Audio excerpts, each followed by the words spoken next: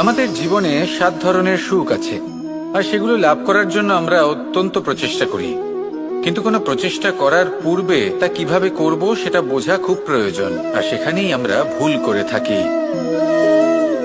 যে কাজটা আমাদের পরে করা উচিত সেটাই আমরা আগে করে বসি।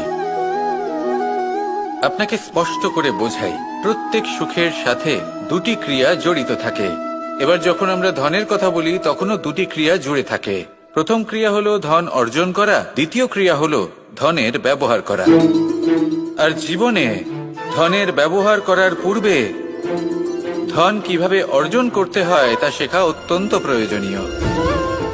আমরা মন্দিরে যাই, ভগবানের আরাধনা করি, তার জন্য পুজো করি, ওনাকে প্রসন্ন করতে চাই, কিন্তু তার আগে ভগবানের ওপর আস্থা রাখা প্রয়োজনীয়। যদি আপনার অটল বিশ্বাস থাকে তবেই আপনি প্রকৃত ভক্ত হয়ে উঠতে পারবেন।